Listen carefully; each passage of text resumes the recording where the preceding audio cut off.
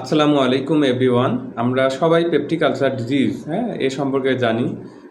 আজকে আমি peptic ulcer disease সম্পর্কে কিছু বলার চেষ্টা করব। প্রথমে পেপটিক আলসার ডিজিজ, এটা তিনটা টার্ম রয়েছে, একটা পেপটিক, একটা আলসার এবং ডিজিজ। পেপটিক মানে এটা রিলেটেড হলো আমাদের যে খাদ্যের ভাণ্ডার রয়েছে অর্থাৎ পাকস্থলীর সাথে জড়িত, এবং আমরা মেডিকেল টার্মে যেটাকে আলসার বলে থাকি এর অর্থ হলো কোনো জায়গায় ক্ষত হয়ে যাওয়া, ঘা হয়ে যাওয়া, এবং ডিজিজ মানে তো রোগ।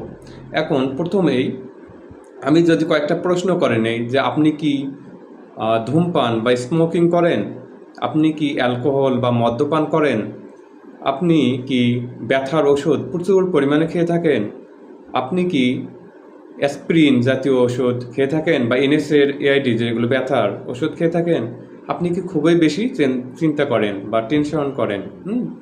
এই জিনিসগুলো যেগুলো আমি বললাম, এই জিনিসগুলোর কারণে আমাদের খাদ্যনালীর মধ্যে এক ধরনের ইমব্যালেন্স তৈরি হয়।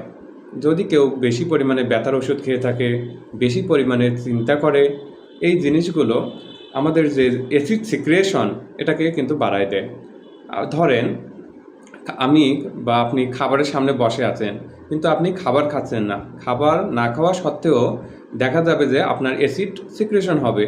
এজন্য আমরা যদি টেনশন করি বা হলো যে আমি বললাম যে স্মোকিং, অ্যালকোহল এগুলো যদি চলতেই থাকে, তাহলে আমাদের পাকস্থলী বা খাদ্যের যে ভাণ্ডার রয়েছে এই খাদ্যের ভাণ্ডারের মধ্যে অ্যাসিড সিক্রেশনটা বেশি হবে, এবং এটাকে ইমব্যালেন্স করার জন্য একটা পানি জাতীয় বা পিচ্ছিল জাতীয় পদার্থ সিক্রেশন হয় যেটাকে মিউকাস বলা হয়।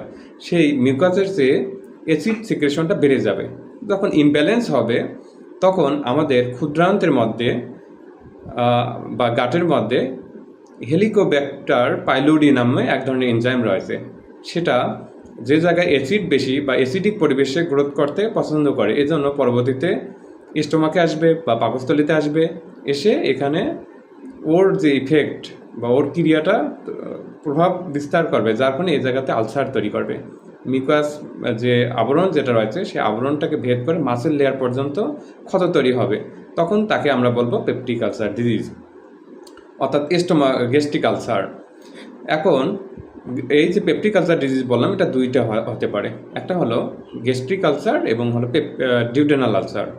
যদি খাদ্যের ভাণ্ডার বা স্টোমাক বা পাকস্থলীতে হয়ে থাকে তাহলে তাকে আমরা বলবো গ্যাস্ট্রিক আলসার, এবং যদি আলসার বা ক্ষতটা ডিউডেনামে হয়ে থাকে তাহলে তাদেরকে বলবো আমরা ডিউডেনাল আলসার। এখন ধরেন যারা সাধারণত লেবার বা যারা খুব বেশি পরিশ্রম করে তাদের ক্ষেত্রে দেখা গেছে গ্যাস্ট্রিক আলসার বা খাদ্যের ভাণ্ডারের মধ্যে আলসারটা বেশি পরিমাণে হয়, এবং যারা সাধারণ